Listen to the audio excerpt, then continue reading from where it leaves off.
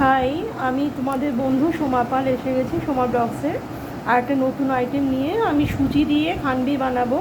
সুজির খানবি, অ্যাকচুয়ালি খানবিটা হয় তোমরা জানো ডাল দিয়ে করতে হয়, চাল দিয়ে করে। তো আমি আজকে সুজি দিয়ে বানাবো খানবি।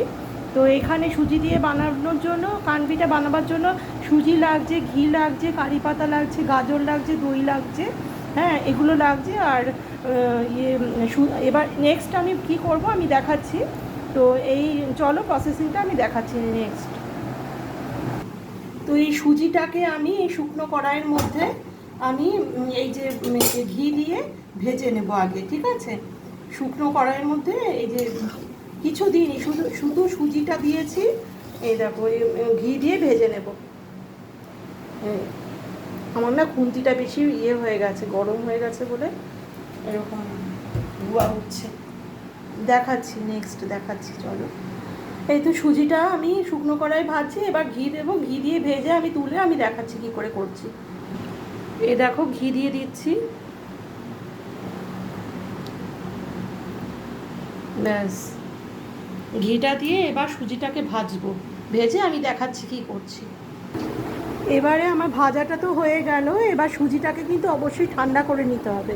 এই যে ফ্যানের হাওয়াতে আমি ঠান্ডা করছি। এবার ঠান্ডা করে সুজিটাকে দই দিয়ে আমি মিক্সির মধ্যে পেস্ট করে নেব, ঠিক আছে। তো এই তো সুজিটা আমি ঠান্ডা করে নিলাম, নিয়ে আমি এবার এই মিক্সি বোলের মধ্যে আমি টক দইটা ঢেলে দিলাম। এবার এটা আমি পেস্ট করব, হ্যাঁ পেস্ট করব, নিয়ে আমি দেখাচ্ছি। ব্যাস এই তো আমার সুজিটা দই দিয়ে পেস্ট করা হয়ে গেল ভেজে। এবার এখানে আমি এই যে গাজর আর কি ক্যারট গ্রেট করে নিয়েছি, এটার সাথে মিশিয়ে দেবো, হ্যাঁ।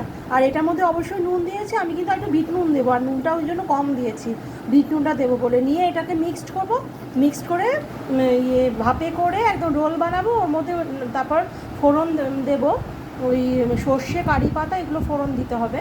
নিয়ে ওপরে নারকেলে বুড়াদা ছড়িয়ে ব্যাস রোল বানিয়ে হয়ে গেল খানবি। তো খানবিটা এটা অ্যাকচুয়ালি কি ওই সাউথ ইন্ডিয়ান খাবার। তো এটা অ্যাকচুয়ালি ওই ডাল আর চাল দিয়ে করে। তো আমি সুজি দিয়ে আমি খুব সহজ উপায়ে, আমিও ইউটিউব দেখে সমস্ত আমি ভেরিফাই করে আমি জিনিসগুলো করি আর কি নিজের মতন করে। তো আমি একটু হাটকে করলাম, সুজি দিয়ে বানালাম, এটাই আর কিছু না।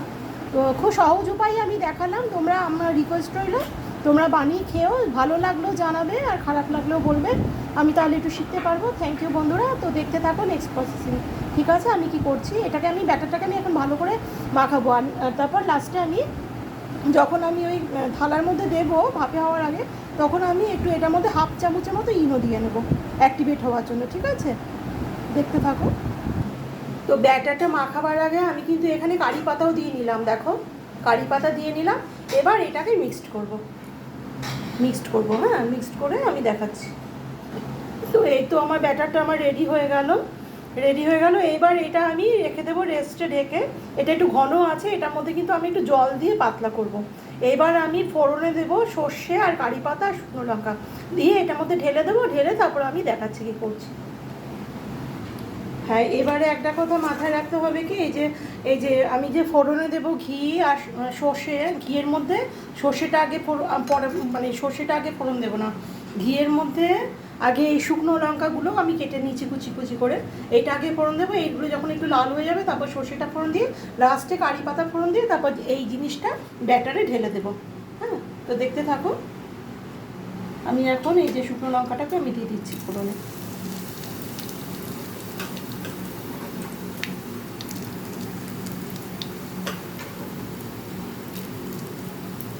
ব্যাস এটা একটু লাল লাল হবে, তারপর আমি কিন্তু সর্ষে ঢুকে দেবো। আগে শুকনো লঙ্কা ফোড়নে দিতে হয়, তাহলে গন্ধটাও আসে আর লাল লালও হয়, বেশ স্মেলটা ভালো হয় আর কি।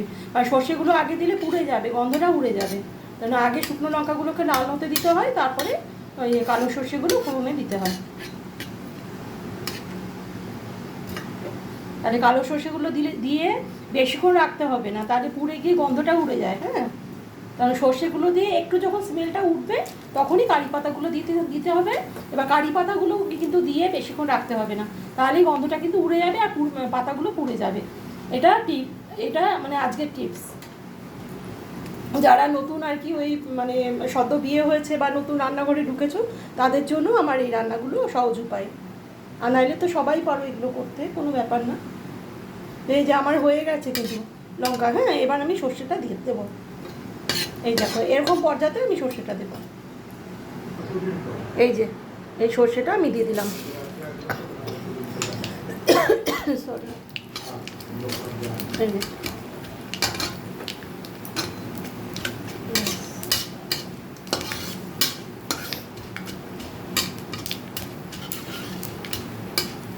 ব্যাস আমার সর্ষেটাও হয়ে গেল। এবার আমি কারি পাতাগুলো ছেড়ে দিচ্ছি।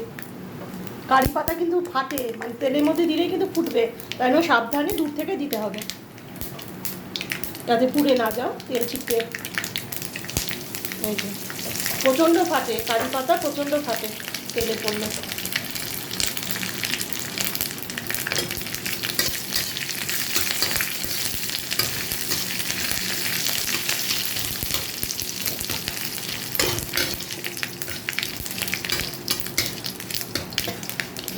ব্যাস আমার অলমোস্ট ডান। হ্যাঁ, আমার ফোড়নটা ডান।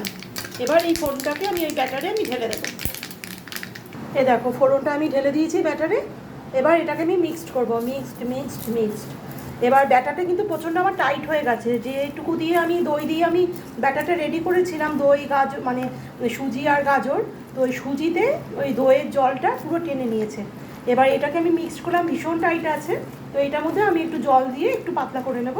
করে নিয়ে এবার আমি জলটা গরম হবে কড়াইয়ে, তারপর স্ট্রেনার বসাবো। স্ট্রেনারের ওপর আমি ওই থালার মধ্যে এই ব্যাটারটাকে ফেলবো, ফেলে একদম পুরো একদম কেকের মতো সেদ্ধ করে নেবো, নিয়ে তারপর রোল বানাবো।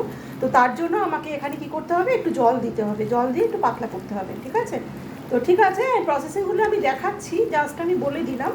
এইভাবে করে বানিয়ে খেয়েও খুব স্বাদ হয় খেতে, ঠিক আছে? আমিও ভিডিও মানে ইউটিউব থেকে দেখেই করি সেটা না, কিন্তু একটু এই সুজি দিয়ে কিন্তু খানবি কেউ কোনোদিন বানায়নি, আমি বানাচ্ছি। তো এটা দেখে নিও তোমরা কেমন লাগে খেতে। আমার তো মনে হয় খুব ভালো লাগবে। আর লাস্টে এর মধ্যে এই মিক্সডের মধ্যে কেউ নারকেলের গুঁড়াটাও দিতে পারো, আবার আমি যেমন উপরে দেবো গার্নিশিংয়ের জন্য, দেখতে ভালো লাগবে। হ্যাঁ, এবার এই ভেতরে ব্যাটারের মধ্যেও সবাই দিতে পারো, ওটাও একটু ভালো লাগে। কিন্তু ওই ভেতরে দিলে কি হয়, নারকেলের গন্ধটা পাওয়া যায়, কিন্তু সুজি গাজর কারি পাতা যে একটা সুন্দর, আর ঘি এই ফোড়ন এগুলো যে একটা সুন্দর গন্ধ বেরোয়, ওটা কিন্তু ঢেকে যাবে। তাই জন্য আমি সাজেস্ট করবো যে নারকেলের গুঁড়াটা কিন্তু কখনোই দেবে না ব্যাটারে, ওটা গার্নিশিংয়ের জন্য ওপরে দিতে পারো সাজানোর জন্য। তো ঠিক আছে, এটা আমি রেস্টে রাখি, আমি এখন রেডি করি অন্যান্য জিনিসগুলো।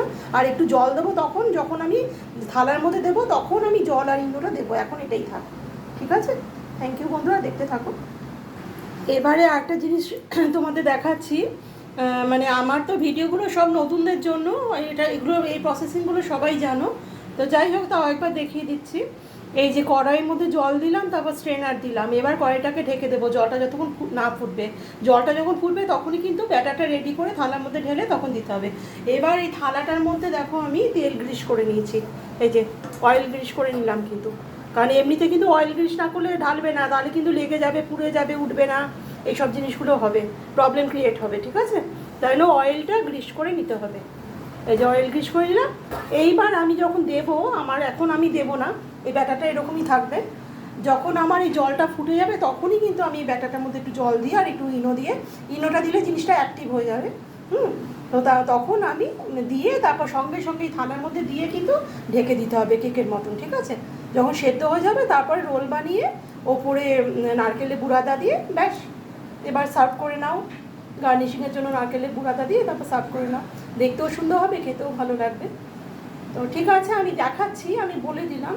তো এখন এটা জলটা একটু পুরো ফুটলে পরে তারপর আমি জিনিসগুলো করব। এই দেখো এইটুকু ইনো দিলাম, হাফ চামচেরও কম, নিয়ে এইটার মধ্যে একটু জল দিয়ে অ্যাক্টিভেট করে ব্যাটারটা গুলিয়ে তারপর এবার এই যে এটার মধ্যে দিয়ে দেবো, দিয়ে তারপর এই যে কড়াইয়ের মধ্যে আমার ঢাকা আছে, এই যে জল ফুটে গেছে, এখানে দিয়ে সেদ্ধ করে নেব। তো দেখতে থাকো, ঠিক আছে? তো বুঝতেই পারছো, এই যে আমার খানবি রেডি পুরো। আমার টোটাল এই জিনিসটা করতে এই যে দুটো থালার মধ্যে বসিয়েছি, এই যে এই একটা থালা, এই একটা থালা, এটা করতে আমার একসাথেই তো হলো, টোটাল আমার 20 মিনিট লাগলো। ব্যাস, এবার আমি এটা ওভেনটা অফ করে দিয়েছি, দিয়ে এটা পুরোপুরি ঠান্ডা হলে পরে, পুরো ঠান্ডা হয়ে যাওয়ার পর আমি এটাকে কেটে রোল করে দেব। ব্যাস, আমার খানবি রেডি। অ্যাকচুয়ালি খানবি কিন্তু পিওর খানবি যদি বলো তো ওটা অ্যাকচুয়ালি বেসনের হয়, বেসন দিয়ে মানে পিওর খান্ডিটা যদি করা হয়, ওটা হচ্ছে পিওর খান্ডি, হ্যাঁ খানবি। পিওর খানবিটা বেসন দিয়েই হয় অ্যাকচুয়ালি। তো আজকাল সবাই অনেকে অনেক রকমভাবে করছে, তো আমি সুজি দিয়ে করলাম, ব্যাস আর কিছু না। তো আমি ওই রোল করে, আমি এটা ঠান্ডা হোক তারপর আমি কেটে রোল করে ফাইনালি দেখাচ্ছি। ভীষণ ইজি আর ভীষণ টেস্টি খেতে। খানবি বানাতে গিয়ে বরফি হয়ে গেছে অ্যাকচুয়ালি। খানবি কিছুই না, খানবিটা হলো ওই ওটা রোলের মতন করে ওরা, হ্যাঁ রোলের মতন করে, মানে জিনিসটা কিন্তু একই হয়, খেতে খুব স্বাদ হয়েছে। এটা রোলের মতন আর একটু পাতলা হতো, আর রোলের মতন করলেই একদম মানে খানবি একদম হয়ে যেত। কিন্তু এটা আমার একটু মোটা হয়েছে থিকনেসটা, ওই জন্য রোল আর হলো না, আমি বরফির মতন করে নিলাম। তো যাই হোক, ওই সুজির বরফিও বলা যেতে পারে, কিন্তু শেপে কোনো এসে যায় না, মানে কিন্তু খেতে স্বাদ হলেই হয়েছে, মানে দারুণ স্বাদ হয়েছে খেতে। আমি বলবো একবার করে বানিয়ে খেও। ওই সুজি বরফি আমরা বাঙালিরা বলি, এইটাই যদি রোল করতাম আর একটু পাতলা করে, তাহলেই খানবি হয়ে যেত। ডিফারেন্সটা এখানে, শেপের ডিফারেন্স হয়েছে আমার কাছে, কিন্তু খেতে কিন্তু দুর্দান্ত স্বাদ। আমার রিকোয়েস্ট হলো এইভাবে করে বানিয়ে খেও, খুব স্বাদ লাগবে। থ্যাংক ইউ বন্ধুরা।